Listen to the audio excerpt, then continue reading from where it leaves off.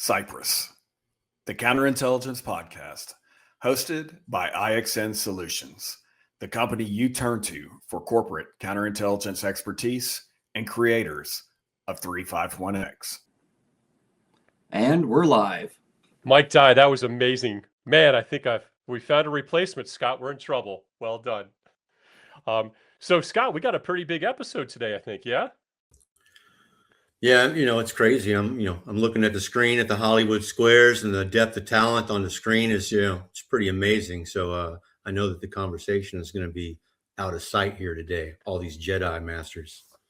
True statement. I'm looking at the screen, and that's for sure. There's 100 years just from Mike Dye alone, and then you throw Glenn on top of that, Shawn and Traci. Good Lord. So much knowledge, we actually might break our podcast. But before we go ahead and introduce our guest, I want to give a special shout out to the WOC class currently in Fort Huachuca, class 26501. There are two recently promoted CW5s out there within the Army that are near and dear to my heart. I know them both very well. So I want you two fine gentlemen to go ahead and pay special attention to the knowledge drop that's about to be given by our guest. So again, you two gentlemen, you better listen. But without further ado, let's go around the horn. I'm going to pass it over to Mike to do a brief intro of himself. Hey, hello, everybody. Jeremy and Scott, thanks for having us. I'm a CW5 retired Mike Dye, career counterintelligence warrant officer, just retired a year ago Monday. You can listen to my story back on episode 12, right before I retired. I think we did my first one. So I encourage folks to find me there. But in retirement, I'm just having a great time learning, doing some golf stuff and enjoying all that retirement life has to offer. And I appreciate the opportunity to come back on this chat. Yeah, Mike, thank you. And I hope your golf games got better from when I lived in Maryland with you. No, you're shaking your head. I'm going to pass it over to Glenn Jones. Glenn, welcome. Hey, thanks, Jeremy and team. I'm super excited to be here. So Glenn Jones retired 2 years ago, actually, coming up on the 1st of March. After 40 plus years of service, it's great to be retired and just enjoying retirement life. Do a little bit of independent consulting here and there on the side. And so it allows me to stay in the community, stay engaged, and somewhat keep in the fight, of which I have loved so much. Last comment I'll make is, hey, it's wonderful to do this fireside chat. Check out episode 24 to get deep into my background, but I'm looking forward to the conversation. Thank you.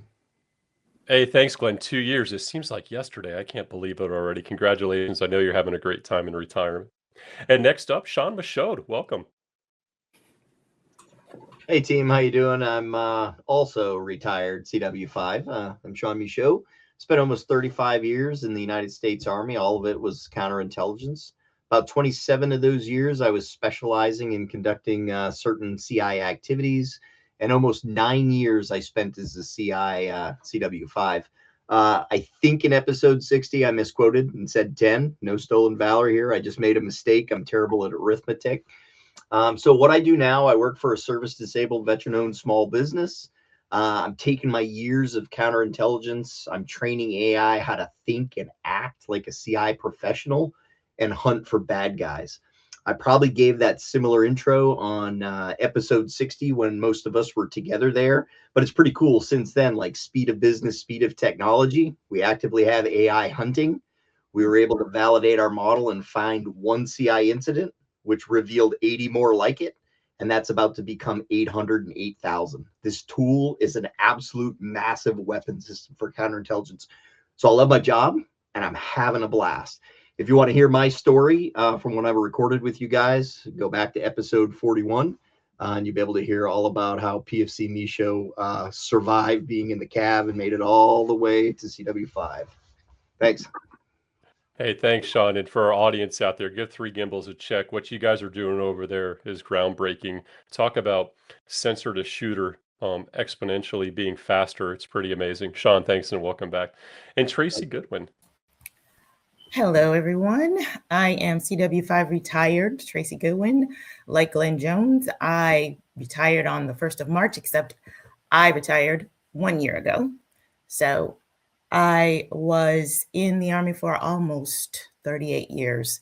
So 37 years, 6 months, and 27 days to be exact, but who's counting? I have been enjoying my retirement. I have not gone back to a CI job or career yet. I don't know if I will. Right now, I am just enjoying working on my house, spending time with my family, my grandkids, just doing some wonderful things that I didn't have a chance to do when I was in the Army, running around and traveling all over the world. So I'm very happy to be here. And if you want to know more of my journey, mine was episode 75. Traci, thank you so much. You know CI so well, it's in your first name, and I love it. And thank you for joining us on board with this fireside chat as the newly added member. I'm really looking forward to our conversation. So to our audience out there that submitted questions, thank you so much. We had so many questions, and a lot of them were very similar. We were able to merge a lot together, and we've got a great conversation that's about to take place. So without further ado, we're going to kick it off, team. And where the order is going to be Glenn, Mike, Traci, and Shawn. The first question. The FBI saw a significant rise in counterintelligence arrests in 2025. 40%. 85 individuals were detained, and that's the ones we caught. Reflecting how aggressive and persistent our adversaries are, what do you think about a whole-of-government approach to counterintelligence? And should there be one, and where should it reside? Yeah, so looks like I'm up to bat here. So Jeremy, a very, very thought-provoking question there, and I know we've had some dialogue about this going on for a while in the chat groups and so forth. This is one where sometimes it's easier to say what it should not be, right, than to say where it should be. Our progress is great, but as we all know, we are still trying to play catch up in many regards in this fight. So wherever we establish it, and I do believe that we need to have a singular focused counterintelligence effort at the top of the government, the national premier counterintelligence agency. And there's two things it must have. It must have its own independence, and it must have the autonomy to operate. And so that, when I say that, then I say, well, it should not be per se the FBI. If I had to choose today between the FBI and commonly referred to as the other government agency, I would actually go with the other government agency. And the simple reason why is I love the FBI, but when it comes to counterintelligence, they're very much more law enforcement focused on the criminal activities outside of national security counterintelligence. And that's why I would say the other OGA, as it's referred to, because of their focus on intelligence operations.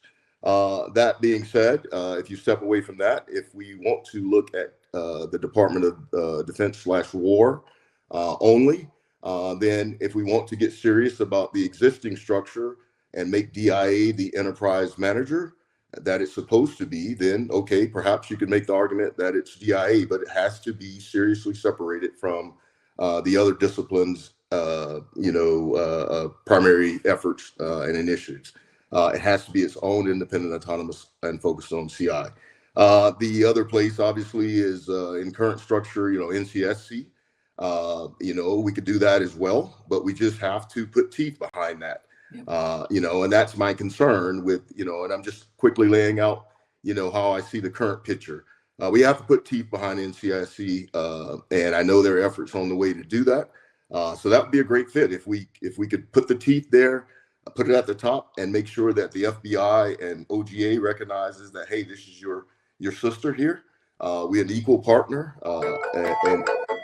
and not subjugated to others, right? Whether it's internal to the department or external. So with that being said, Jeremy, I hope I answered your question, and I'll turn it back over to you. Hold on, is that a landline? State ourselves, is that a landline? Yes, it is. Sorry. Oh, that's funny, Mike. I'm going to take a minute and then there we go. There we go. Sorry about I can that. edit Nobody that ever calls that number. Especially when I'm here. Don't edit So a second to shoot. So Hold on one second, Mike. I want to take a pause real quick. take a pause because I want to edit this piece out, and it'll be easier for edit. Could you hear it ringing? Yeah. Oh, so this And microphone it was just isn't working. My bad. it was sorry. just coming over on Glenn, but I think Glenn, I captured everything that you were saying. All right, Mike. All right. Yeah, so I'm going to follow up with what Glenn said and start with current structure. So right now you have the NCSC, the National Counterintelligence Center. So, go back in history, 2002, the National Counterintelligence Executive was established. And that's what was designed back in the day to kind of manage and oversee all counterintelligence. And to Glenn's point, yeah, I think that is a rational and a logical place to start because they've been around. It's just empowering them, giving them the power, the teeth, the authority, the infrastructure, the resources, and saying this is the function you're going to perform, and then services and agencies, that's just going to be how it's going to be. That will be a struggle, no doubt, because everybody has their little fiefdoms. But I think if you had to pick someplace initially, is start with what's already there with Director Street and his crew under the DNI there, and let's see what happens. Good call, Mike. I appreciate it. Traci, the baton's over to you.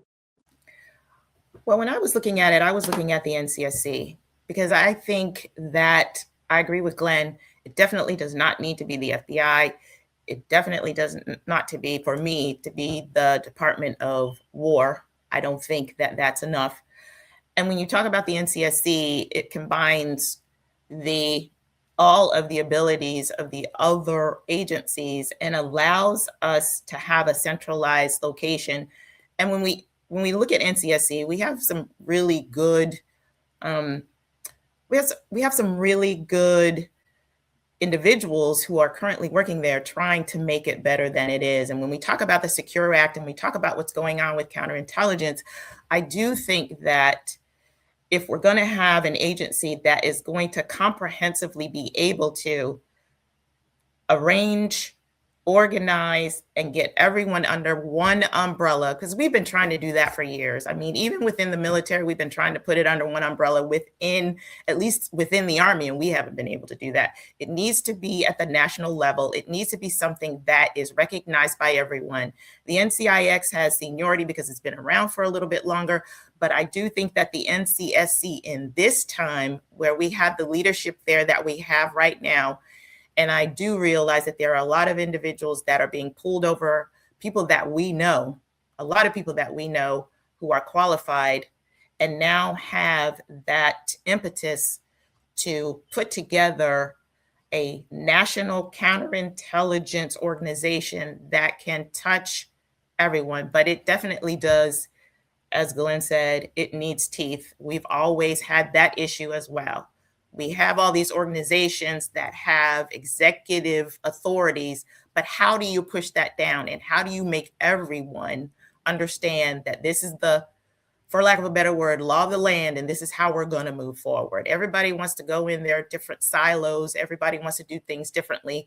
We have to make sure that everyone, and I do think, because I hate to say it, but I don't hate to say it, Army counterintelligence, we do counterintelligence theoretically all the time. And I do believe that having individuals from Army counterintelligence, along with the other agencies, is the best way to move forward right now. Over. Yeah, Traci, spot on. Thank you. And Shawn, over to you. Yeah. Hey, thanks. I'm glad I went last in the chalk, right? Because that's 3, now 4 votes for NCSC. With none of us collaborating on this ahead of time, and each of us sharing our own, opinions as we know the topic areas. So I'm a big proponent of, yes, we need national CI leadership that's clearly empowered with strategic authority, right? Not tactical level operational, but strategic authority, so that we can drive strategic outcomes for our nation, and the leaders can be held accountable for success or failure, right? And I do believe we need that. So anyone who follows me on LinkedIn knows I say this all the time. Status quo is not an option, and modernize or die. And I believe that's a play on our great state of New Hampshire here. And I play, or I say that, I should say, because of this exact issue in a lot of ways. So those arrest numbers, they're pretty hurtful, right? Those don't suggest we're winning. An arrest means the crime already took place and the adversary got away with something. And we need to do arrests for deterrence. We need to do arrests to hold people accountable, but an arrest does not equate to strategic deterrence, right? So our adversaries, they're operating at tempo across all domains below the threshold of war. We know that. And we got to be able to do that coordinated strategic disruption directed from the top. I think CI is kind of out of step with the rest of the IC. Jeremy and Scott and the rest of the IXN folks, you guys talk about this all the time on your podcast. Nobody owns counterintelligence, right? There's no mission owner. So the result is we have stovepipe CI organizations. We're doing disparate CI activities. We're unable to mask for effect. It leads to us being parochial, and it results in really random acts of counterintelligence, right? We're not masked to achieve an effect. So in many ways, we've kind of all dug back into our pre-9/11 foxholes, right? We do play well together, but everybody's kind of doing their own thing for their own mission set, and nothing against the national CI strategy for counterintelligence that's being directed and coordinated. So the consequence is where we're at. The arrest numbers, we're being overrun, right? We've lost. So that's why I'm a big advocate for this national CI leadership.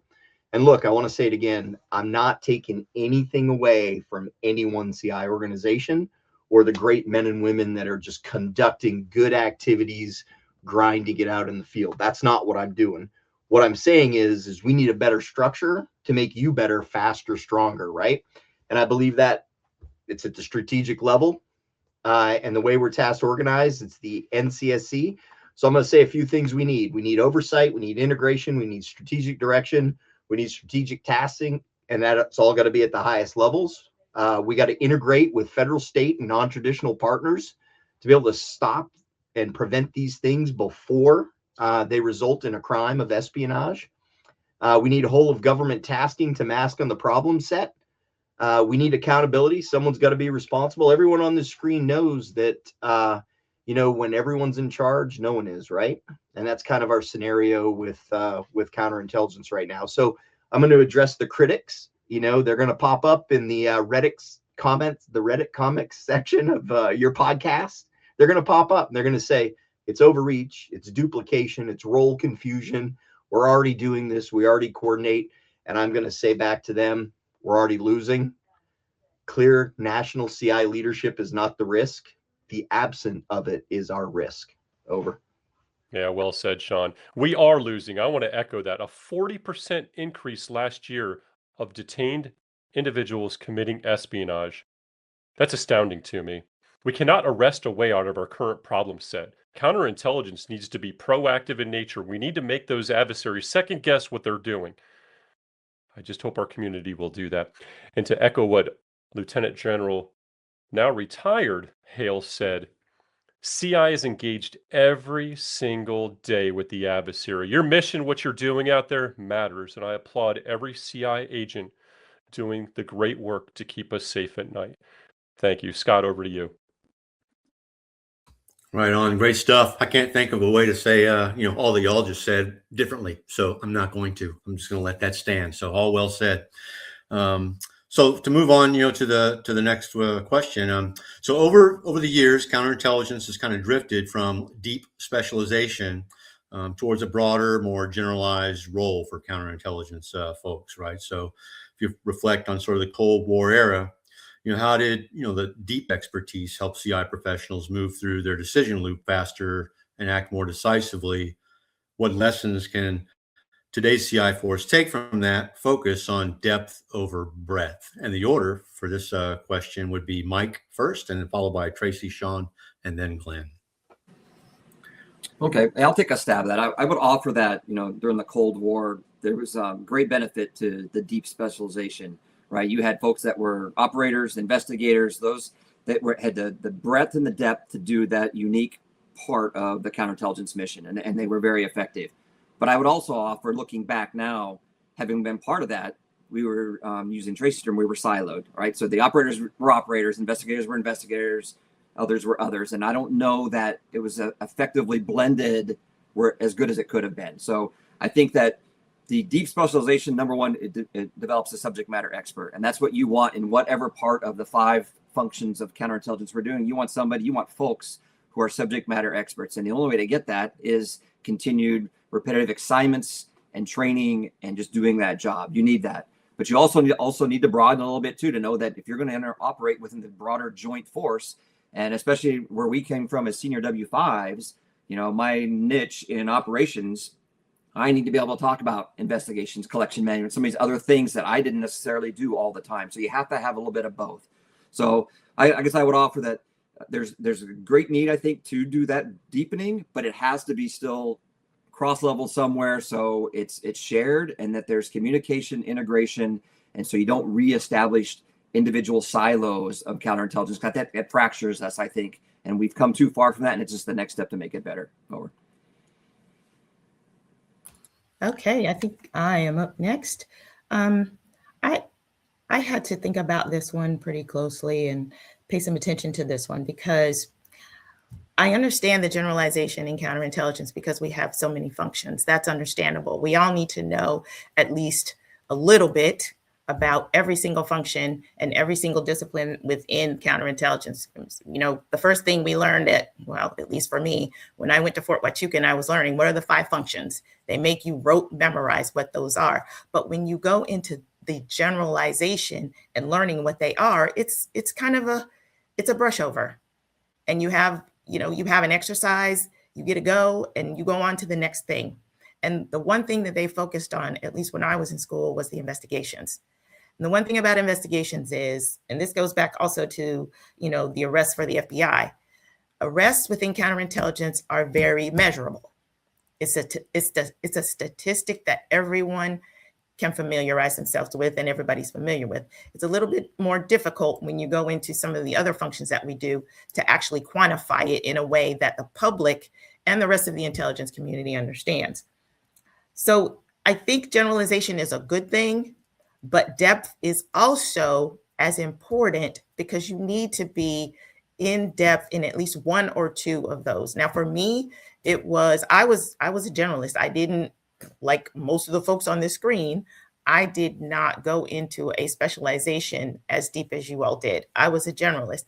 The one thing that I learned, though, was analysis. Analysis was something that a lot of CI agents didn't learn. In collection management, I learned a lot about that too. But being able to explain to any leader what it is we do in all those functions in enough clarity that they understand that we are there to support them, and that we are not there to tell them no, they can't do something, is extremely important. And so I say generalization is great. And if that's how we want it to go, that's great. But you, as an agent, this is a 24/7 job. You find your own depth. Sometimes you're going to have to do it on the weekends. You may have to do it after hours. But find your depth in certain areas so that you can actually specialize in something as you go through your career, because your assignments would that we could manage our own talent, but right now we can't. So I think it's important for us as agents to take the onus and sometimes go in depth in certain areas that interest us. Over. Yeah, it's fantastic. Yeah, I would say, just before I hand it over to Shawn, that, you're right. I mean, agents have the opportunity across their careers to be exposed to all the different, functions of counterintelligence, and especially as we escalate, and get promoted through our careers. So you definitely want to make sure that you have an opportunity to either do or lead or, advocate for, all of these things, and make sure that you're familiar with them. Shawn, go ahead. Yeah, thanks, Scott. Really, really appreciate the question. So when this topic hit, I interpreted, and I'm going to come at it from this perspective, which is as counterintelligence, we need deep specialization and not be going outside of our career fields and trying to be a generalist, right? I'm not going to come from a perspective of comparing all the functions of counterintelligence, but I'm going to address it from that perspective, right? And I'm a big believer in we need deep expertise to move at speed, and that's what actively allows us to shape outcomes. Let me explain. I think the first thing that comes from deep expertise is trust, right? complex CI, the activities we do, we all know they move at the speed of trust, and trust is earned after you're able to master the craft, right? You have to be credible, as Traci was saying, when you're showing up to be able to talk to individuals, because we know seniors at different echelons, credibility doesn't come by rank or position. It comes by you have competency and that demonstrated expertise. Like many of you on the screen, that we brought up Cold War. I was fortunate to be mentored by a bunch of Cold War CI professionals who themselves were probably shaped by a lot of the old Vietnam era guys. We used to see that, Mike and Glenn, in some of our organizations, right? And some of those dudes were pretty aggressive because of what they learned, conducting counterintelligence in those combat environments. I met this dude not too long ago. Jeremy's heard me talk about him. He was actually a MACV SOG guy, but he can talk pretty expertly on counterintelligence. And he was in Vietnam. His guy's name's John Plaster. He's a pretty cool author. I give that guy 6 out of 5 stars. But just listen to some of the stuff that those folks had done by mastering everything we can do for strategic competition. It's absolutely phenomenal. So back to trust, right? It's an operational imperative for us to move fast, like they did in Vietnam, like they did during the Cold War. We got to be able to move at the speed of trust. The second thing I want to say about that is mastering your craft. It allows you to see around corners, right? We hear stuff with, the special operations guys all the time. They own the night. Well, I'll tell you, our night vision in counterintelligence is experience. That's what allows us to forecast problems and issues before they come, before they materialize. So when you truly understand the craft, you start recognizing patterns. Excuse me. You start predicting adversary behaviors. You're able to identify pitfalls and problems before they materialize. And you start adjusting before risk becomes like a real impact. And I think that's important for us, right? So without that depth, you're reacting. When you have that depth of experience, you're shaping outcomes. And I think that's the difference between mastering your craft and kind of just getting a general idea of how to conduct counterintelligence. And in this conversation, I hear this often, and I know a lot of us have through our career. I want to address the all I need is a good leader pitfall, right? And I think we're going to, I got a couple of head nods on the screen. That briefs well in practice, but I think it really devalues professional expertise. I really believe that. So my joint time taught me that combat arms leaders, they're expecting we've mastered our craft, right? Because they do. An infantry officer masters his craft as he moves up through the ranks. He doesn't become a generalist. So when that expertise is discounted, there's dysfunction that happens. Sometimes we get, informal or shadow commands that'll materialize. Subject matter experts, they get pulled into endless meetings and discussions to compensate for gaps. And our result is CI folks get distracted from what actually matters. So, that pitfall, I can't get on board with all we need is a good leader. I think leadership without deep expertise creates some risk for us. So that's kind of how I view it. You need trust to move fast. You need experience to shape outcomes, and we have to avoid that leadership pitfall of all I need is a good leader. Otherwise, it kind of pulls everyone down a little bit. Over. Awesome. Yeah. Hey, Glenn, add to that, man. Add to that, Glenn. Yeah, actually, Scott, as it progressed, I loved, as Shawn said earlier, I love the way we progress independently in thought.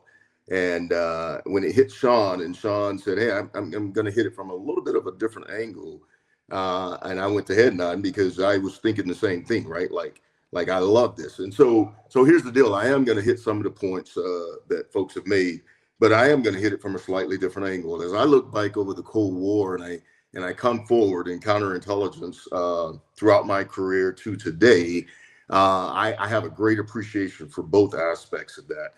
And I looked at it from squarely from the other lens, right? The enemy, right? And the impact that we either have or have had against the enemy. And so when I look at it that way, it gets quickly to what Shawn said. Deep area expertise allows speed of trust. And when we build deep areas of expertise, we build leadership over that has deep areas of leadership expertise in that area, and it allows us to move fast. What I also love about this is it ties right back to the first question, right? Like, where's our national level leadership? Because here's the deal. Just think about it simply. We're all Army. So if we have in the Army, we have the infantry. The infantry is just that. It's the general infantry. Then we have Rangers, Special Forces, and the very, very specialized other category of our force that all tie back to the very basic infantry. So I think every combat leader, every four-star general will understand that I will always need general expertise. But what I need deeper into the fight against a more specialized enemy, like today's fight, vice yesteryear, is a very specialized craft. Now, on the converse side of that, what are the pitfalls that we need to avoid in this discussion? And some of those were mentioned, so I won't go too far into that. But I boil it down like this, and Shawn kind of hit on it, I think Mike and Traci as well. The pitfalls come in two areas. It comes in the people, and it comes in the structure and how we operate. Ties back to the first question. Let's say it's NCSC that we all agree should be empowered in that way, and they're independent and they're autonomous, and they have the leadership at the national level fighting for what? Our resources. Because quite frankly, that's the other thing I thought about. Why did we go from some of this deep expertise to generalization? And you can span that over many categories of the discussion, right? Whether it's individual MOSs that used to be, in MI, we had, 25 at one time, and now we're down to 13. Why? It all comes back to what? Money and resources. And we start cutting things away, combining things so we can save money and budget. So who do we need to fight for our resources? We need a national leader, right? NCSC, go fight for those resources to empower and resource your people. So we cannot afford the two pitfalls mentioned. We cannot afford individual pitfalls of one-trick ponies, people that don't understand how to do but one thing, because that will always somewhere along the line get cut. They'll say, well, you can only do one thing, and I got a guy over here that can do three. So we're going to cut the one, save the three, right? So that's our people. Then when you look at it and you say, okay, what have we always done? We create silos of excellence, and we have silos of excellence and the rest. We cannot afford to do that. Gets to Shawn's point about how we focus our energy and collaborate and partner with one another. So I love the way that all ties right in there together. And to my individual subject matter experts out there, be it the warrant officers or the NCOs, or even the grades for that matter, but especially our warrant officers, master your craft, but strengthen your weakness, right? Strengthen your weakness, because you master that craft, you're deep in that craft. But what about your weaknesses? Because that's where you're going to broaden, as Mike talked about, right? And we're going to be better as a result of that. Look at the enemy and how we overlay our capabilities against the enemy. Over. Yeah, it's awesome, Glenn. Yeah, well said, everyone. Absolutely. Young agents just coming into the field. They're not going to have confidence until they have experience, right? So, and they'll build on that experience as time goes on. If they have a couple of reps and sets on assignments, doing one aspect of the craft, they'll get better at it, more comfortable at it. And once they're comfortable at it and they're making those decisions at speed, that's probably a good indicator that you need to go out and, touch on another area, so that you can get some experience and bring what you have, over to the other side and make us all better moving forward. So there's not one way to answer the whole thing, but y'all got great gouge on this topic. I appreciate it. I apologize, Scott. I just want to alibi one thing too. Yeah, alibi for sure. I hit on the national counterintelligence, the NCSC being the national leader in our proposal, right? And I said it, go fight for our resources. But I am going to go back, because this was like a spur, in my saddle all the time. When we got our greatest leaders, right, with the greatest intent, and I'm not talking about any individual, I'm talking about by structure and design. For lack of better, the G2 at Army goes to fight for all of intel for the Army, right? And we get in this knife fight. As Traci knows, the night courts in the Pentagon, right, to fight for the budget, blah blah blah. I do believe that we counterintelligence have lost a lot in the fight behind the lack of understanding and appreciation for counterintelligence in intel, period, full stop, in intel. So again, you get back to, what am I going to give up to get what I need? If I understand the analysis better, the this better, the that better, I'm going to fight for that. And so I just wanted to highlight, again, I'm trying to emphasize how that national effort, NCSC, would go in there in the night court and fight for the resources, specifically for counterintelligence, not for human, not for all these other folks, for counterintelligence. And I think we've lost over the years a lot in those fights for that simple reason. Thank you for the alibi. Hey, I have an alibi. I'm sorry, go ahead. Oh, no, go for it, man. Alibis are welcome. It's kind of an alibi. Jeremy, I think you just got your next t-shirt right next to Purple 36 on your store. The front of nice. The front needs to say master your craft, and the back needs to say strengthen your weakness. Ready to go. Glenn just came up with it on air. Well said. All right, Purple 36 there. Go ahead and take us on to the next one. All right. Fantastic answers, guys. All right, for this next one, CI frequently intersects with the FBI and other government agencies. What challenges have persisted despite decades of joint partnerships? And how would you approach improving collaboration? The order for this, Traci, Shawn, Glenn, and Mike. Traci? Well, I'm going to have to reach back into my experience in the Pentagon and looking at working with the FBI and other agencies and the challenges that we looked at. From my perspective, I was looking at the JTTF, the Joint Terrorism Task Force, and NCITF. And one of the things with the JTTF was that we had our MICEPs, our civilians, working with the JTTFs, but they could not actually be fully deputized until they had gone to FLETC, but the Federal Law Enforcement Training Centers at Glencoe, and they had to take the Criminal Investigations Training Program. So there's a different perspective for all of the different agencies within those task force organizations, and working with the FBI. How do we ensure that we are doing what is best for the country? And how do we make sure that what we are doing is synergized? Because you have all these agencies, particularly the FBI, who focuses on investigations and arrests, and you have the counterintelligence agents who may be looking at a particular investigation or a case and saying, hey, we need to take a look at the foreign intelligence aspect of this. We need to take a look at perhaps an operational perspective and go down a different route, and not perhaps, for lack of a better word, rush to an arrest. Let's take a look at what we have. Let's examine where we can go with this. And instead of going for one arrest, how about we go for something that is going to perhaps bring down a network, that is perhaps going to preempt something that hasn't happened yet.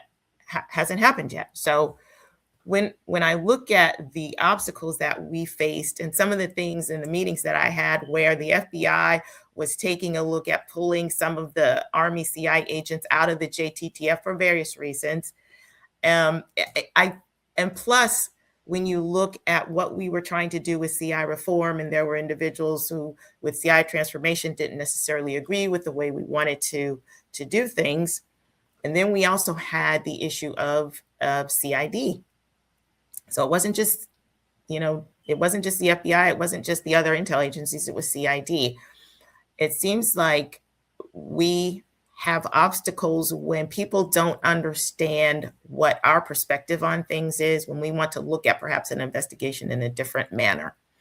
and try to figure out how we neutralize, how we exploit, and move further along supporting some other intelligence perspectives rather than just an investigation that leads to an arrest. To me, I saw that in those meetings as the biggest obstacle that we had as Army counterintelligence. Over. Yeah, I appreciate that, Traci. I like to look back at the Army and doing counterintelligence, and I thought we did it the best back in the day. We did it the best because our agents were focused strictly on counterintelligence. The other executors would often blend those LE authorities with CI. Law enforcement meets CI. Not to pick on our OSI and NCIS brethren, but having worked with them a little bit, sometimes they would be more focused on the criminal aspect and getting an arrest, vice an impact. And I always found that difficult. But yeah, it's been a challenge for a long time, and it continues to be a challenge. That's just one alibi. I just realized as I sat in a lot of those meetings, how difficult it sometimes became for the counterintelligence agents to express themselves and tell what they knew, and how perhaps a different perspective might give them a different focus on what needed to be addressed, along with just looking at the investigative aspects of it. Over. Go ahead, Shawn. It's all you. Yeah, so I'll say I've really kind of cemented these opinions on or around 13 September 2001, right after 9/11, where I was sitting at FBI headquarters in a coordination and synchronization role between the Department of the Army and the FBI and everyone that was sitting there. It was precursor to like JTTF stuff, right? I might have been a brand new W1. And, I think it's the challenge is a statutory one, which drives culture, which is the whole problem we keep seemingly talk about, no national leader, right? So we all know EO 12333 appoints the FBI as lead, inside the US. So it's them, their lead, statutory. And they coordinate their CI activities, or we do with other, folks based off of what MOUs, right? And it's interesting because they end up with the authority in the US, so they have primacy as one agency. But in the Department of the War, if you look at our security and CI enterprise, we're larger than all of FBI, the entire thing, right? So we're huge when it comes to personnel funding and our training capabilities. But yet I feel at times we're not leveraged to the full capability because, the statute says, hey, FBI is lead, right? So I think that impacts us. And sometimes culturally, I believe the FBI will treat us a little bit more subordinate rather than a peer. They have that kind of approach at times. And that's very individual, but they do. But yet we have some of the most advanced CI training, if not the most advanced CI training in the entire U.S. government, right? That's the Department of War, and we know where that sits at the Joint Academy. So it's kind of interesting. And I think we all watched that played out if we were following that Secure Act, right? We watched all those frictions play out in that legislative process. The FBI flexed towards the end, and the status quo was maintained. But I'm not convinced that made America more secure, right? Because we have a lot of folks that we could be putting in the fight to counter the adversary's whole of society approach. And it feels like we're not getting everyone in the fight right now. Over. Yeah, Shawn, I think you're spot on, right? I think our political appointees and the individuals involved in the various government agencies are more concerned about a turf war than affecting the adversary and routing them out to protect America. It's kind of sad, and hopefully this year will be the year that an effort will get pushed. Glenn, over to you, sir. Yes, I'm not going to add a lot to this because it's we talk about investigations operations being quickly where we intersect, but I would we all know that it's the rest of our functions too. To Shawn's point, 9/11, we got so much better at collaboration and working together in partnerships, but I would argue that we have slid back down the slippery slope quite a bit, and part of the reason why we're having some of the push we're having to try to get NCSC fully independent and autonomous and authorized to be the national leader is because of the very things that we're talking about, these challenges, right? We don't always play well with each other, and I'm the supreme, right? I've got the primacy, whether it's FBI or the other agency, and so we play stomp the top games, right? And so that's why, we can't say it enough. NCSC has to have it has to be an equal partner and viewed that way at the top, right?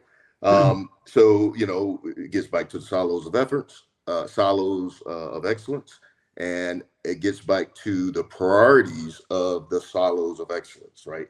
Like, if I'm not your priority, I'm simply not your priority, which means I don't get resource, I don't get to, and the saddest part about that is, who cares about me, you, our agency as an individual?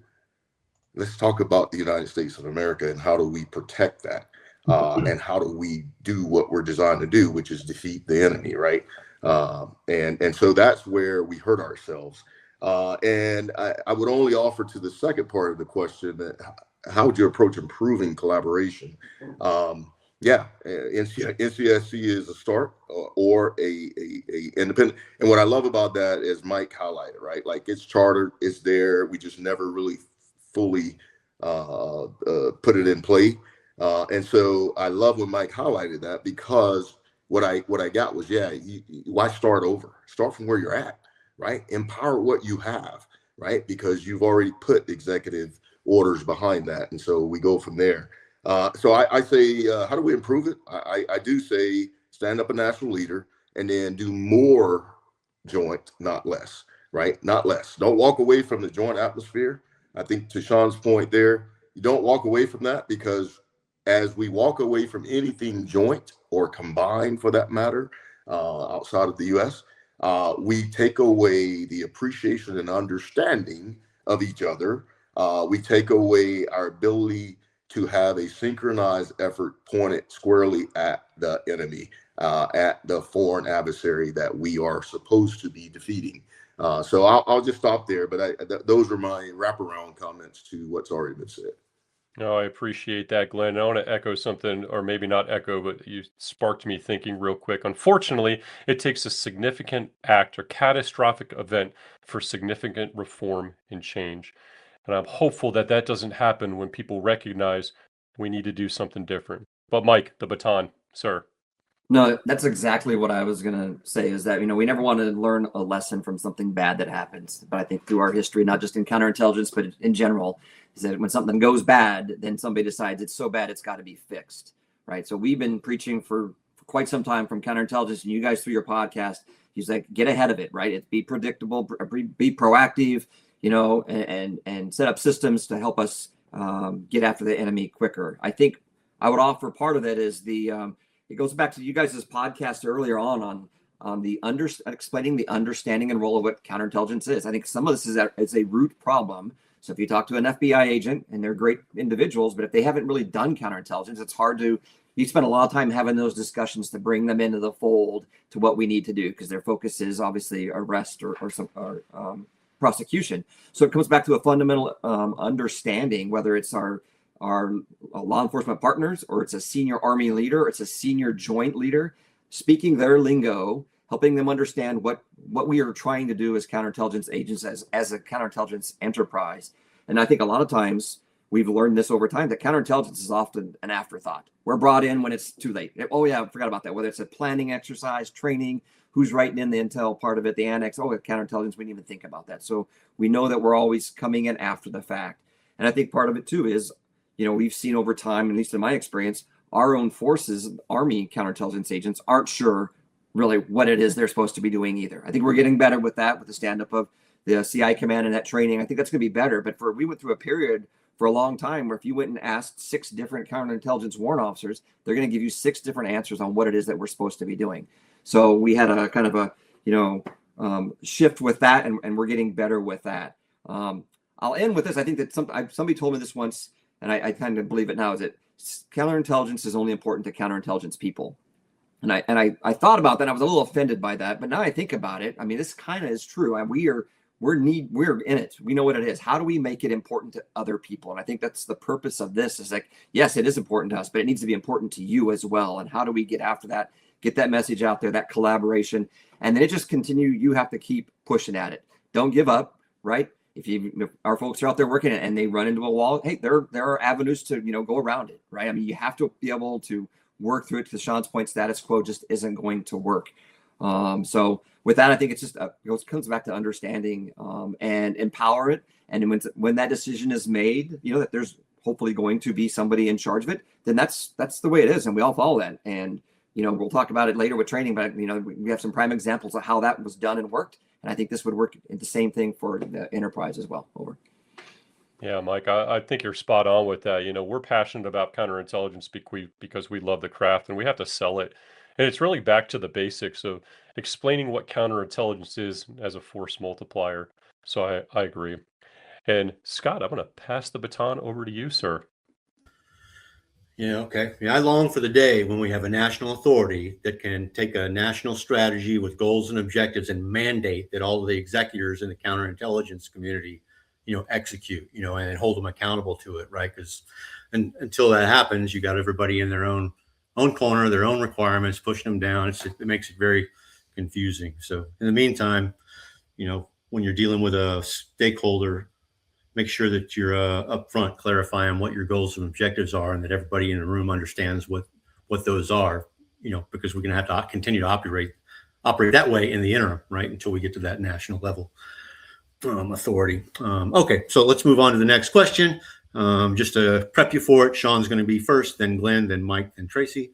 And so what we're going to talk about here is the difference between being an executor of the counterintelligence mission and then being in an oversight role, for a counterintelligence mission, right? And so what the leaders often kind of misunderstand about, those two lanes in the road and that relationship. Shawn, you're first in the chute. Yeah. So thanks, Scott. This one's a great question. And of all the topics today, I think this one kind of got me fired up the most. And I get to dive into it, and I really get some good thoughts together on it. So I'm going to just kind of systematically go through what I'm thinking about here. So I'm going to put it in two segments because it's a pretty complex question. The first thing I want to talk about is execution and oversight roles. Those are important. And the next segment is bringing those all together at higher echelons, right? Where we can kind of do some multidiscipline things and mass authorities together for effect. And we kind of refer to that as pretty advanced right now. And I want to see us normalize some of those things. So back to the first segment, right? So execution and oversight roles. I think the key distinction is pretty simple. Some elements conduct operations. At echelon, you oversee them. Both are essential, but confusing those roles, right back to you create risk by doing that, right? So the first role is conducting. There are people that are out executing, right? That means doing the mission. And that's the application of our training, our doctrine, our professional judgment, all the things we learn to a dynamic situation, because they're never the same, in order to accomplish the commander's intent. And we know we all should be just really employing disciplined initiative to do that, right? So that's what I think conducting it really is. So you're planning, you're executing, you're adapting, you're assessing, and you're adjusting all your activities in real time, right? That's what you're doing when you're conducting. In Army terms, that conduct role is probably your mission execution under delegated authorities, informed by doctrine, TTPs, and experience. So your oversight role is not that, right? You're not conducting in oversight roles. And your oversight roles kind of shift at echelon depending on where you sit. So I'd say the first thing you need to consider in your oversight roles is go visit what a commander is supposed to do and what their core responsibilities are. It's pretty easy. It's in ADPs, it's in joint pubs, it's in all those good things. But as a refresher, commanders make risk determinations, they set priorities, they allocate resources, they control the operational tempo, and they integrate capabilities to accomplish the mission. And that last one we're going to talk about a little bit more in segment 2. So your oversight role, first and foremost, is helping that commander do their job, right? That's why you're the commander's staff. The second part is really compliance, right? you got to make sure that all these activities that we're doing, counterintelligence has a lot of rules and oversight and all those great things for the right reasons. So the compliance piece is making sure the operations are lawful and authorized, right? And we know that's executive orders, presidential directives, and intelligence community directives, policy, regulation, Department of War policy, all that good stuff. So there's a compliance piece to it.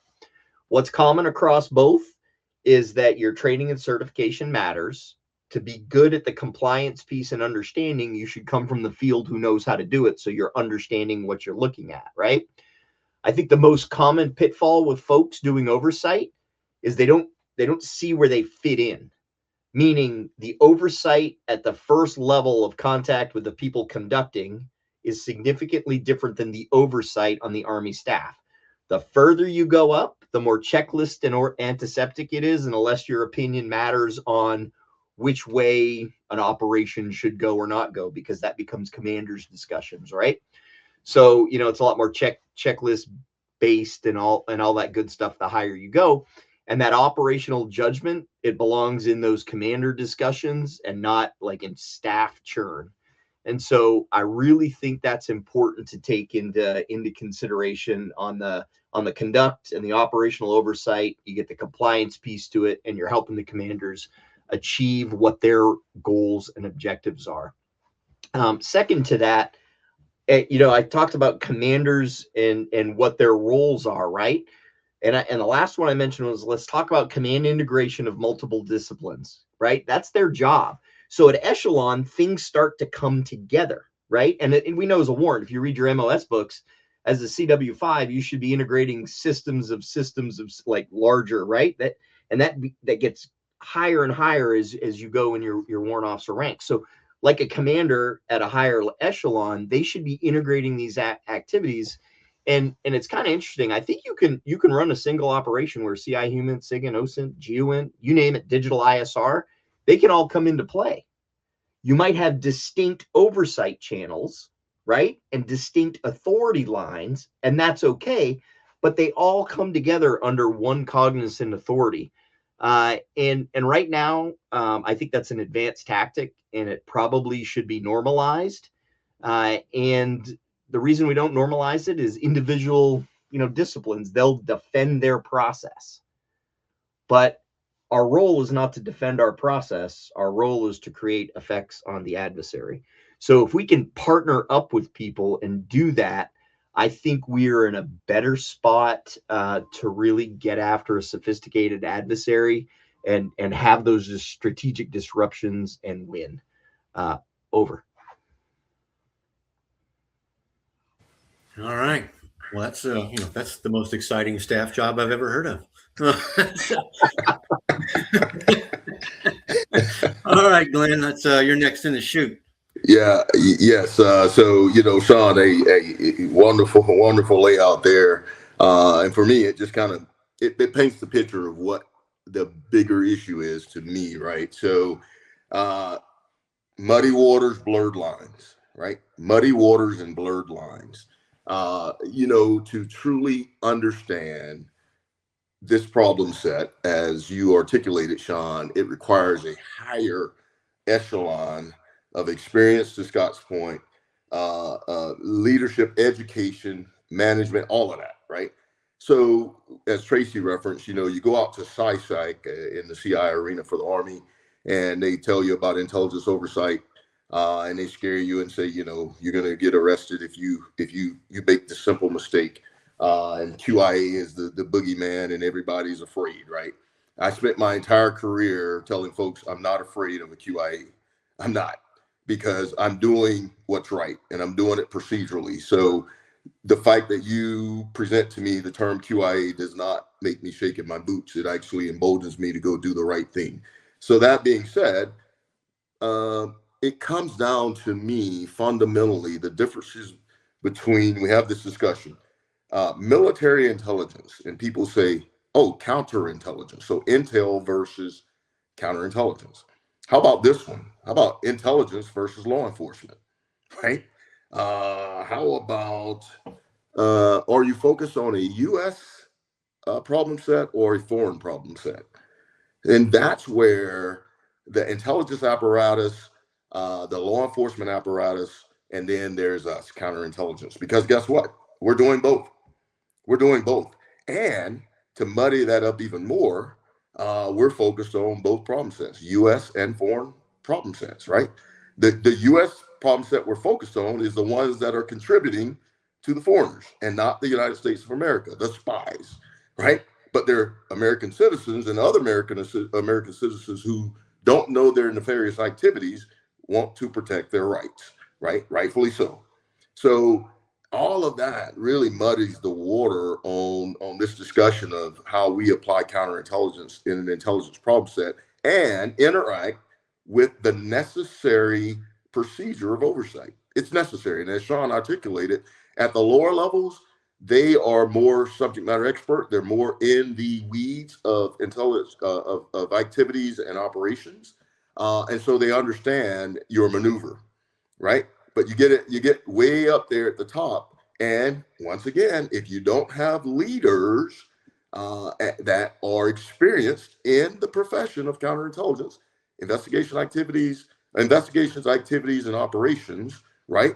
Then they don't have the ability to articulate it at those higher echelons of why we need to maneuver the way that we need to maneuver. So, I think Traci or Mike said it earlier, speaking the language that the senior leaders understand.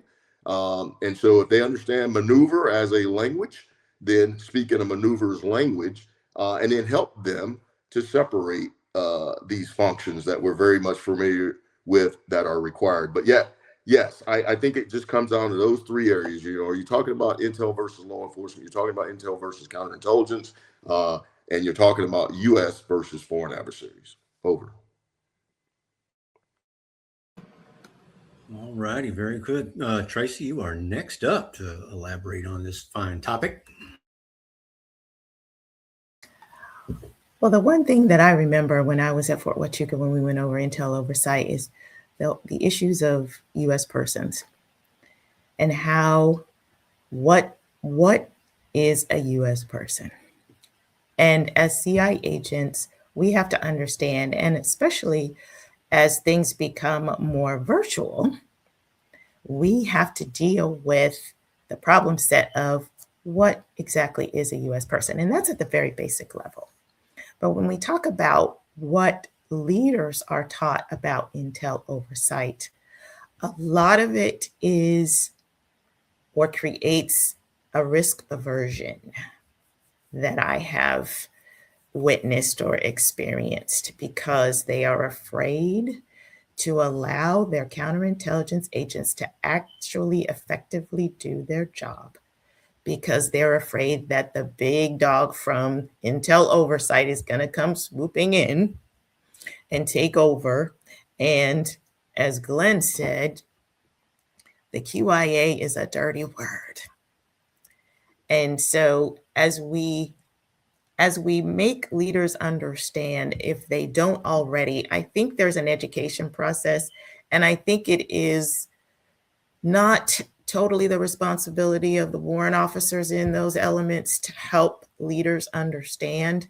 But if we have, as Shawn has very, very eloquently spoken about, that level of trust that we have, I see warrant officers, especially based on the level of experience that most of us have as we progress in our expertise, we should be the ones or part of that coalition that can explain to a leader what intel oversight is, what it isn't, and how when we are going after foreign adversaries, we should be able to help them navigate through that. And if there is a mistake made, don't be afraid of it, especially if you were earnest and thought that you had all the regulatory guidance in place. If you make a mistake, you make a mistake. A QIA is not a career ender. And so I echo what Glenn said about QIAs being something that everybody dreads and fears.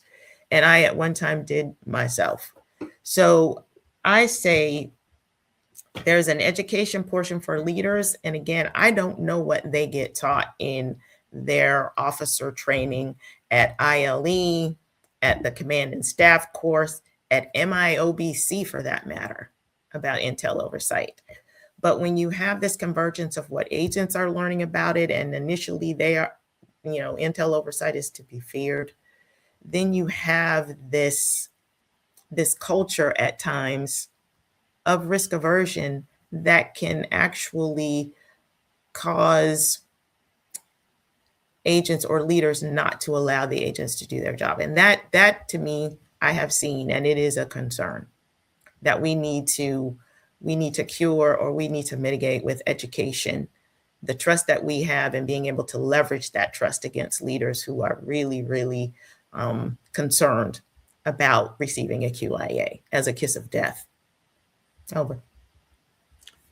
Hey, can I riff off of what Traci just said there? I think that's great that you bring up, like, mistakes happen and it's okay to make a mistake, Traci. I think that's awesome. And I think some of the folks in this career field need to hear also that, it's important when you're capturing what you did in whatever reporting you're doing, to capture the context of why you made the decision at that time. I think that's hugely important, right? And that comes back to avoiding risks and mitigating risks and all those things. So when something is reviewed, either routinely or because an incident happened, and they look at what you've done and they can see and understand your decision-making process, I think temperatures like just immediately start to fall. And when they can't, they start to rise. So I'm glad you kind of teed that up. I think that's something that the junior folks kind of need to hear out there. So good piece. Oh, absolutely. Thanks. Yeah, awesome. Yeah, I would say that always assume righteous intent, right? With our folks out there, right? I mean, as long as they're doing the right thing, or they think, or they're trying to do the right thing. Quite frankly, all that intel oversight stuff. I mean, for a counterintelligence agent, if you're conducting an authorized counterintelligence activity, there's almost all of that stuff can be done. I mean, you might need an additional piece of paper to do whatever it is that you need to do, but ultimately you're probably going to be able to do most of it, right? So just make sure that you've got your I's dotted and your T's crossed, and that you're conducting an authorized activity, and and that you've got righteous intent, right? Because ultimately, I think that carries the day. All right, Jeremiah, you ready to move on to the next? I'm going to give it over to Mike to give an answer. He's itching over there. Oh, no, it's like, so, I mean, great answers, and I really don't have much to add. As I sat here and thought about it, though, I'm thinking back to, if you asked young, Sergeant First Class or W01 Mike Dye about intelligence oversight and intelligence operating, what is that different as we all progressed through our career? I think we'd have a different answer. At the end of the day, we know intelligence oversight is here for a reason. We have to have it. And to the point is, it should not be used as a punishment tool, right? If used properly, it's going to help us do our job, make sure that we're legal, making sure we keep our commanders, legal and doing the right thing. We've probably lived times where, we've seen folks get put into a position into an intelligence oversight role that didn't have the experience. And so then when their information came back to us in the field, right, we took it totally wrong, probably because we questioned, like, based on what, and what was the intent? What was the contents, the context of it? And I think as a young warrant officer, I know I looked at it that way, but now I look at it from differently. It's like, wait, if that was me sending down that guidance, that, how would I phrase that to help the young CI agents understand what it is that we're trying to do? So again, I think that from a leader perspective, yeah, it's getting out of a risk-averse environment, building the trust. And you've all said that if you build that trust, then that commander's going to come to you and say, "Are we good here?" Right? And what else am I thinking? And then I think as a warrant officer, and I would encourage all younger warrant officers, if you're sitting down there and you are leading CI agents, you do kind of you have to think about it a little bit. It's like, not in my foxhole, but what is the next higher level? What's higher thinking? Because sooner or later, they're going to be there as well. And they'll be there 20 years later answering these kind of same questions, thinking, oh, I didn't look at it from the perspective. Easier said than done, I know. But I think that's where we need to help just, inform, mentor, and don't be afraid of it. It's there and we need it, and just use properly. Let's just keep everybody educated on it. Over. Yeah, thanks, team. Before I ask the next question, I do want to echo something that a former commander once told me, which I think was pretty awesome. Amateurs talk ops, pros talk oversight. And I think that's pretty spot on. And Mike, to echo what you said, think about that next tier level. I'm going to ask this question, but I'm going to phrase it because I want to capture your guys' opinions as counterintelligence subject matter experts for the Army. And so this particular one, the National Defense Authorization Act of last year, General Hale, now retired, and his team was able to get language added into the document. Huge win. Great job by the Army team. This particular wording gave Army counterintelligence new authority to execute search warrants off base unilaterally. From your experience, what should CI leaders be thinking about before they even decide to execute this authority? The order will be Glenn, Mike, Traci, and Shawn. Glenn, over to you. Yes, thanks, Jeremy. Yeah, that's yeah. So bottom line, great win. Again, it's all about making sure that we are equal players on the battlefield, if you will, and making sure that we're viewed and seen as just what we are, a partner in the environment, right?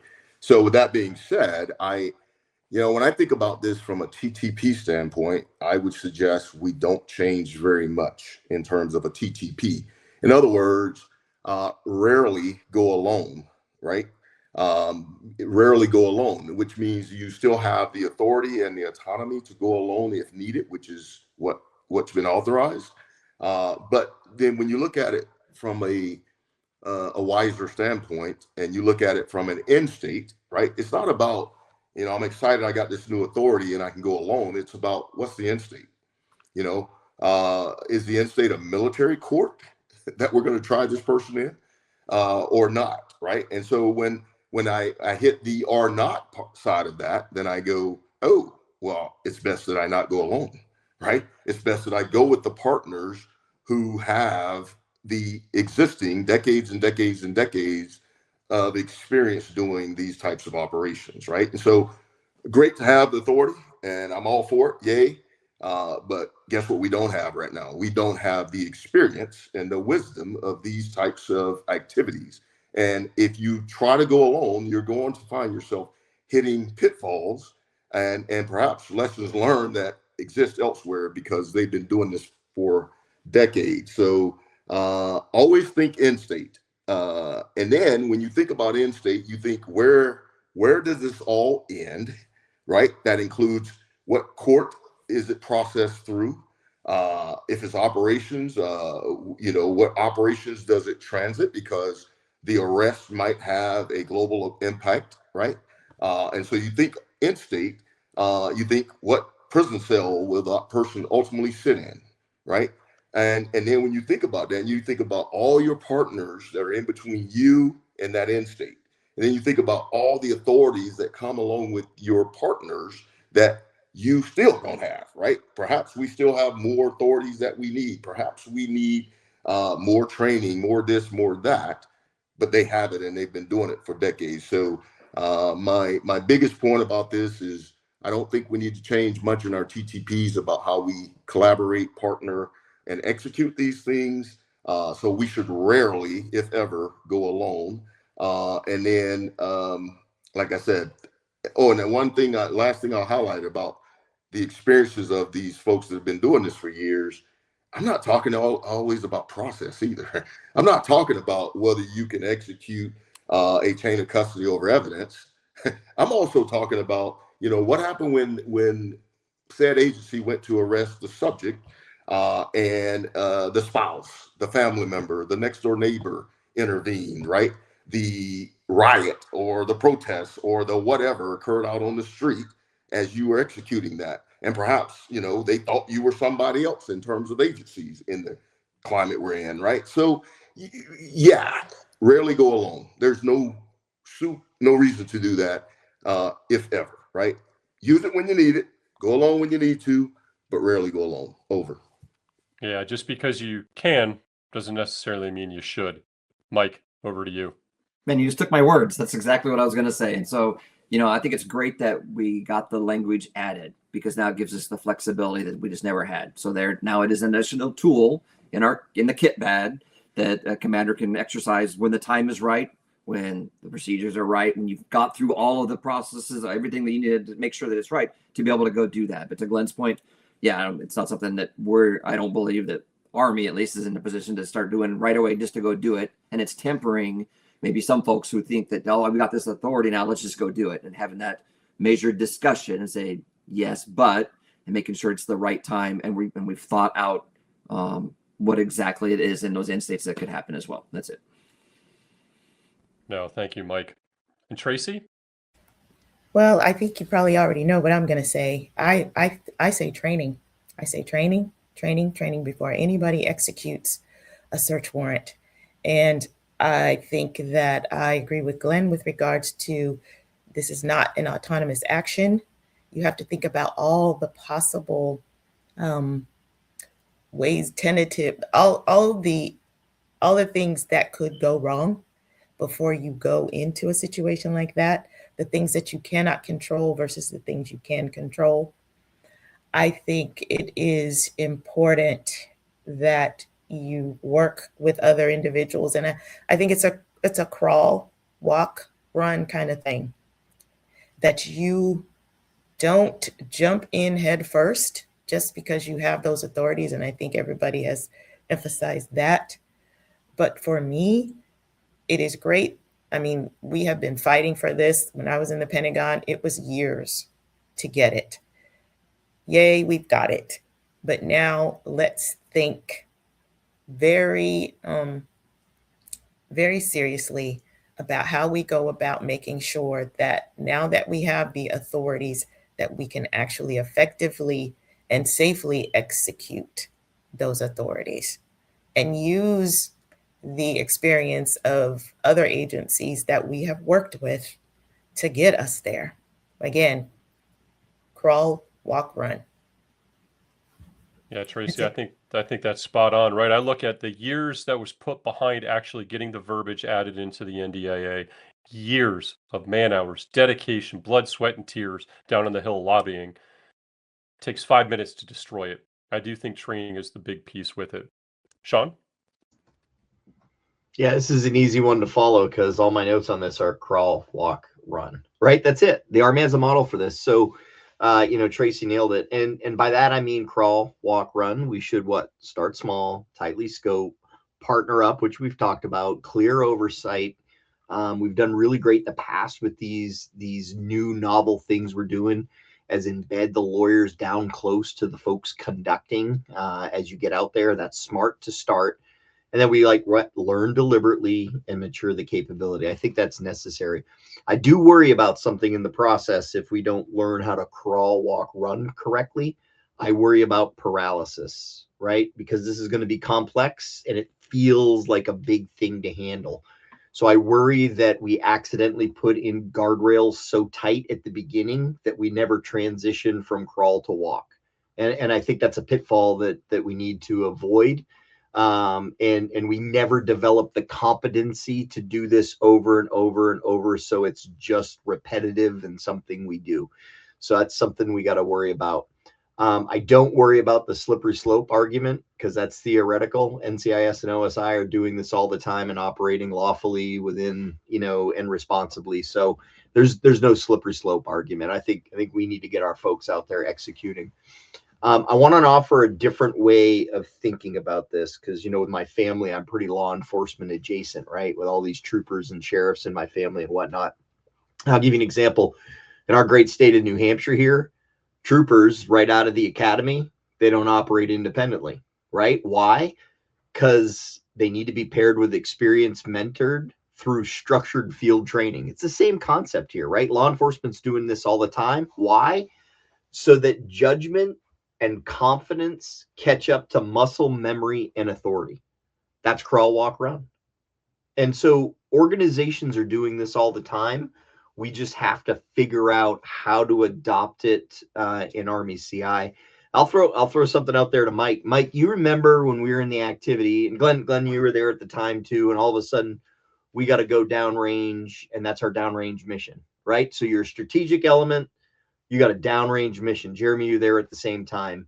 And we had to rapidly transition to an organization that was able to shoot, move, communicate, medicate. Just needed to become second nature.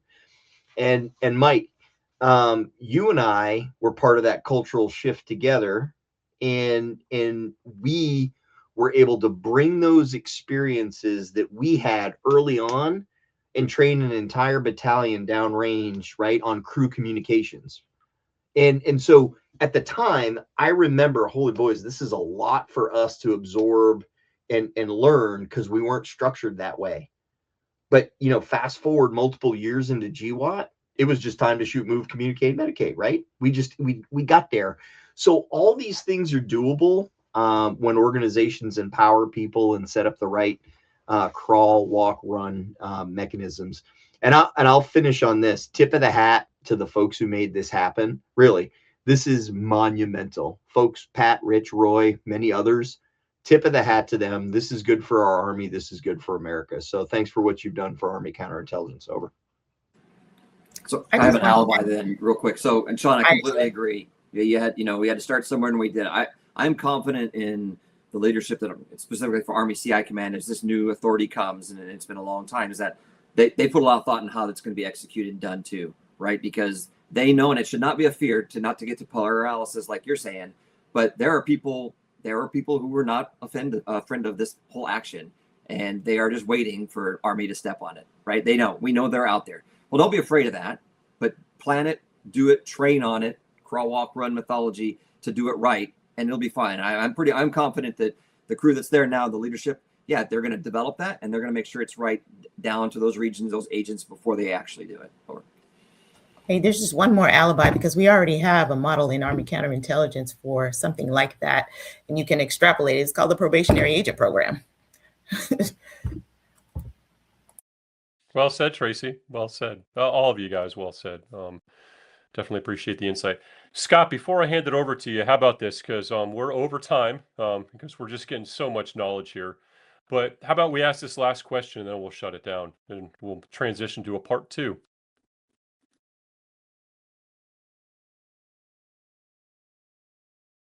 All right, so this is the question we're going to end part 1 on. All right, so the order for this one, and I'll get it right this time because I'm going to start with Mike so I don't skip him. All right, so it'll be Mike, Traci, then Shawn, then Glenn. So in Army CI, in recent years, there's been kind of a shift towards broader leadership roles and command and staff alignment. So from your perspectives, what's the Army gained from this evolution, and how can we continue to cultivate both senior leaders and highly skilled CI experts in today's force? So yeah, that's a really good question. When I saw that one, so I'm curious as well as other people's thoughts. So it's been a challenge. I think that the Army, and specifically, counterintelligence, we can say that we have grown exponentially in our ability to train and mentor and execute, leadership at the lowest level all the way up into the highest levels, specifically with officers. I'm thinking right now. There was a time where, we have counterintelligence officers who are not employed, right? They're a commander somewhere. They may have gotten a CI assignment. They may have been able to do something, but then they come back in and they're in a leadership role and they don't have the experience. I think we've, over time, Traci and I helped build a program, the CI AIDP program, for a few years there in what was the 902nd, to help train and mentor and get these young officers out into the field and let them experience counterintelligence. The problem that the Army had, and I'm hoping we're fixing it now with CI Command, is that there was no guarantee that they were going to be able to utilize that skill once they got the training. So we had a lot of folks who went through CI training and never actually got to do the job. So I think that, as we went through CI reform, then CI transformation, I recall one of the initial thoughts was, there was no role for a CI officer in the formation. And I think the Army said that's just not going to happen. The Army needs officers, and we are, regardless of our skill set, we are still in the Army. And so that decision's there. So the question is still, how do we groom that? And I know I was part of discussions where, the officers were taking out that footprint, and we just kind of sat back and said, okay, well, we'll see how that works. And we didn't fight it, but we recognized it for what it was. And then lo and behold, a couple of years later, hey, those officers need to be down there so we can put them in a position, so we can put them in assignments out in the joint force and get them that experience. So we saw it come to fruition after the fact. We predicted it to be that way, I guess. But again, it's a stepping stone. And so I think that over time, we want some highly skilled officers. Again, I'm just talking about officers that to be able to leaders and know counterintelligence, all the facets of it, be able to employ the means that we have, and not have necessarily somebody that doesn't know the full scope of counterintelligence. So I think we're getting there. I think it's just going to take time. But I'll just leave it with that. I'm curious to see everybody else's answers. Great. Thanks, Mike. Traci, I think you're picking it up from here. Yes, I am. I think throughout my career, I have seen officers who wanted to be CI agents. And I've also seen lots of studies with regards to the utilization of CI agents, enlisted CI agents. And what we have always fought is talent management. We don't own the talent management for our own people. And the problem becomes there are those in the past, there have been, and it's probably still true now, there's the us versus them. There are the ones who actually get CI experience, and then there are the ones who are in tactical assignment after tactical assignment. Sometimes our force alignment actually had some of our CI agents in MP units. They were not where they should have been in order to get the kind of CI experience as soldiers, young soldiers, that they should. And there was a point at which where when they got to, let's say, E5 and they went to a tactical formation and they were CI agents, and they were assumed to know things that they didn't about the tactical environment. So it went both ways. We had problems with being able to ensure that our CI agents knew what it was to be CI agents and actually do the mission. And we also had individuals who were not necessarily, because they had been in straight CI positions or CI assignments their whole career or up until they got to be E5.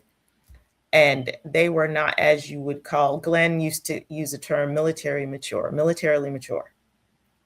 And so we've had the problem both ways. With the officers, I think we did solve some of that with AIDP. It just wasn't as widespread as we would have liked it to be. And as I look back at how we can cultivate both senior leaders and highly skilled CI experts, I think one of the biggest answers is that we, and I'll say it again, I say it a lot, we need to be able to manage our own talent. We need to be able to ensure that they have the tactical expertise or at least understanding. Because one of the things that I realized is that as a CI agent, if you can't go in to a brigade S2 or a division commander and explain in his or her language what it is you do as a job, you have lost, and you might as well just walk out the door, because they have the control over what you do. And that means whether you stay in the motor pool or whether you actually get to go out and do your job. CI transformation is changing that. I do believe that the pilot has provided some clarity or some understanding for commanders of what they may need to do to utilize their soldiers in their formations. But when it comes to officers,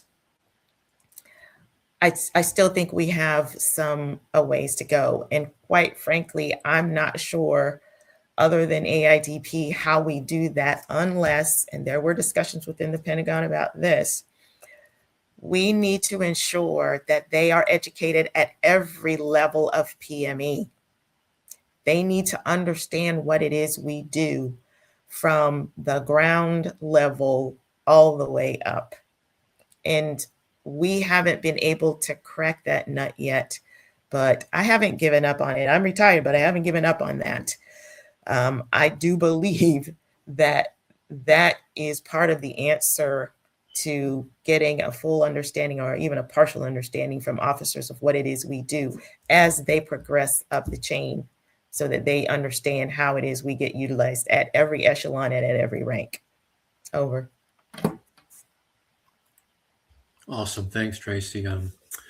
Shawn, what you got to add to that? Yeah, so first tip of the hat to Traci and Glenn, that AIDP program is pretty awesome, right? I mean, that's amazing step in getting folks to do counterintelligence. Second, I really want to just say what Traci just said about PME. I think that goes beyond MI, right? Like the combat arms folks need to know how to employ us because they will, I think, when it matters most. So I think those are pretty good points you brought up. For this question here, my answer doesn't fundamentally change. It's a theme, right? On the Cold War deep expertise question, kind of the same theme here. So I'll just talk about, like, let's apply this in this case specifically to Army and Army rank bands. And we're going to talk a little bit more about officers because they have the most complex issues and problems when it comes to this. And that's not that non-commissioned officers and warrants don't matter in this conversation, but their issues are less complex than the officer rank bands in the Army when it comes to this problem set. So first, I'll acknowledge the Army gains a lot from broadening assignments and leadership, right? You get perspective; those things matter.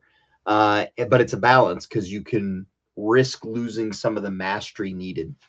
I want to qualify maybe some of the rest of my statements. I will not use generalization and broadening interchangeably. I think they're different. I'm opposed to generalists leading complex and nuanced CI activities. I'm not opposed to CI professionals being broadened to come back and lead those nuanced and complex activities. And to anchor this statement, which might cause some people to kind of shirk back a little bit, I'm going to anchor this statement with this. Do special forces allow non-special forces qualified officers to lead an ODA? I mean, I can ask ChatGPT, I can ask a special forces officer, or I can, ask the folks on this group. We all know the answer. It's no. So it's the same kind of thing. So that's kind of the reality of it. So to our O grades out there in CI, broaden, but you got to balance mastering your craft. If you examine O grade timelines, this is pretty tough. What are you, a captain for about 6 years, right? So by the time you get to the captain career course, if you're transitioning from combat arms, you add more time. And if you get your CI certification with PCS, boom, that's one of your 6 years. Then you got to go out and do your key developmental assignment. That's 18 months to 2 years. Sometimes they're done in the same organization. Sometimes they're not. And then you have another assignment. That's 3 years. So I just took away 4 of those 6 years as a captain, and you've yet to conduct Army counterintelligence, right? You're doing other things. So programs like AIDP matter. And then you transition to becoming a major, right? The beginning of that, you got to go to ILE. You got to do a KD job. All those impact your time. Then you got a PCS. Of those 4 to 6 years as a major, once again, you're left with about 2 years to conduct counterintelligence. So if you're an O grade, in those 4 years from captain to major that you have to conduct CI, you got to be relentlessly focused on doing that, and it's on you, or you're not going to get that eyeball to eyeball experience. So I think that's something you got to examine, right? It's just a condition we have. When you switch to warrants, I'm just going to say to our warrants out there, don't try to mirror the officer model. It's not going to work for you. Our promotion, like your ratio of like how many top blocks you have and all that good stuff, totally different from O grades. Don't get sucked into it. Our value is different. From W1 through W4, you can kind of focus on mastering your craft. At W4, you should start like dabbling into some of those really higher level staff assignments to bring it all together. Same with non-commissioned officers. You should be executing up to master sergeant, and then we know you're going to start getting pulled in other directions. But I'm going to remind our non-commissioned officers of what was drilled into my head as an NCO, and that's the NCO creed. Competence is my watchword. I will strive to remain technically and tactically proficient. It's required of us when we're non-commissioned officers, right? And I'll use the example. If you go to medical, non-commissioned officers run clinics, and they still interact and see patients. They do it all. So we don't need to be NCOICs of offices and not do counterintelligence work. You should be doing it all, and competence is your watchword, right? And then, we got Army civilians. We tend to forget those all the time, but their career really should just it should mirror what warrant officers' careers. They're supposed to be there for continuity and deep expertise. So occasionally our civilians, I do believe, also need broadening because they can learn a lot from that. So there's a lot of pressure on our officers, by rule, no generalists. There are edge cases, right? Those exceptions. But I think having an O grade, the eyeball to eyeball time, or as Mike and I would love to say, 5-5 time, I think that matters in their decision-making process and their ability to lead complex CI activities. So that's all I have on that. Over. Groovy, thanks, man. Hey, Glenn, you're going to anchor us on this topic. All right, great. And I'm hitting it from a little bit of a different angle, but same, right? Just how I looked at it. So I looked at it broad, all cohorts, military and civilian, really, this applies. So what have we gained? I think we've gained strategic leadership is the way I would couch it, right? Strategic leadership. We have taken, in some cases, very, very subject matter expert focused folks. And as Shawn just referenced, most recently, in the conversation referenced at Echelon, we have broadened their outlook on how they are to employ the counterintelligence capability in the fight, and how do they synchronize that at a command level, a staff level, organizational level, et cetera, right? So we gain strategic leadership. What does that give us? One of the biggest things it gives us is synergy. It gives us synergy because now we have seniors of the profession. So I'm talking counterintelligence there, but again, applies to all cohort. We need our civilians at command and staff. We need our NCOs there. We need our warrants. We certainly need the O grades representing counterintelligence in that fight. So it gives us synergy because now you have subject matter experts who are providing the understanding, the expertise, and the value of execution in command decisions to do what? Reduce risk, right? For the commander's decision. So synergy and unity of effort comes with synergy. Once you get synergy, you build momentum, unity of effort, and then that brings us right back to what Shawn said earlier about speed of trust. The speed of trust is gained because we have invested our seniors in the right places, sometimes that being command and staff leadership positions. So that's what we've gained. However, the second part of the question is how do we, for the future, right?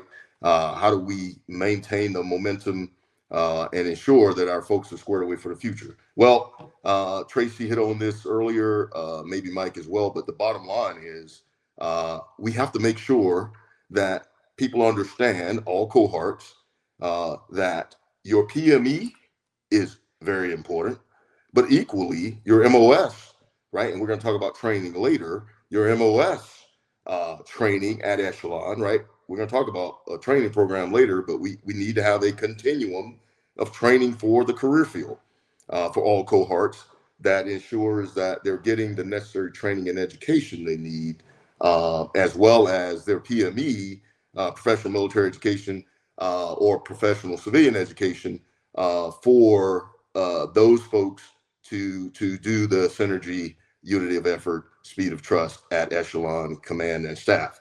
And then lastly, I want to offer just an example. This is not a poke at our non-commissioned officer corps or the seniors thereof. This is not a poke. This is a fact of observation, right?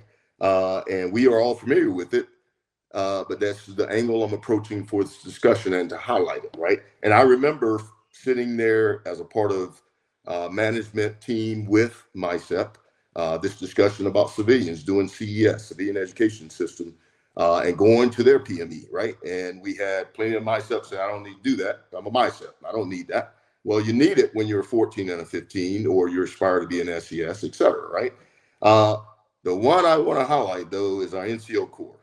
What do we do to our NCO Corps? It's been over a decade now, probably pushing two. Well, probably about a decade and a half. The bottom line is, flash forward, in our counterintelligence career field, the staff sergeant is the last one that gets to every day wake up and say, I'm going to go do counterintelligence, even if it's an NCOIC function like Shawn talked about. That's the last now rank in the NCO world for counterintelligence, keeping in mind that we are trying to grow them from private now, and we're recruiting them at E4, promotable, whatever. So in other words, they may not get a lot of years, and then their staff sergeant, and then they get selected sergeant first class. And what did we change about the model? Remember when a master sergeant was still doing counterintelligence? Remember that? And we changed that deliberately. And it goes to my point earlier. Why did we change it?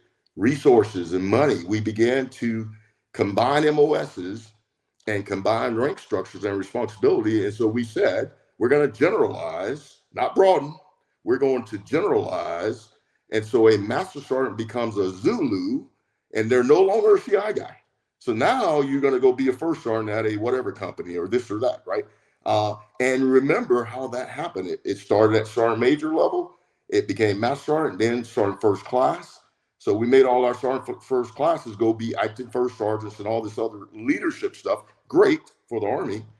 But in that same capacity, we took away their subject matter expertise and their experience to get that in the continued career field as a non-commissioned officer. And those are facts. At the time, I remember Command Sergeant Major Holiday. That's where I go all the way back. When Command Sergeant Major Holiday was the CSM for USACO, the Intelligence School and Center out at Fort Huachuca, we had this very discussion doing the warrant officer, whichever one I was in, staff course, senior course, whatever, in the classroom. And he knew because he grew up CI. And he asked that question. He's like, what have we done to our NCO professionals? So anyway, that's my example highlight for this discussion. So in our future, we need to avoid that pitfall of what we've already done. And perhaps I would suggest maybe reverse some of that. But it's going to, resources is the issue.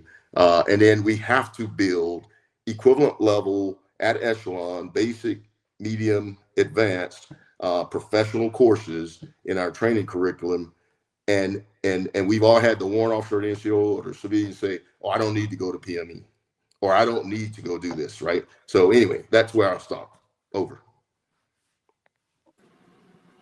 Hey, I just had an alibi, right? So going back to what Shawn was talking about, and we talked about talent management and the role of the officer and their opportunities. We also have to curb against what used to happen in the past too, where well-intentioned senior officers would give mentorship to our young officers and say, you need to go do all these other things. You need to go be broad, and you need to generalize and get out of this crap if you want to be promoted or whatever.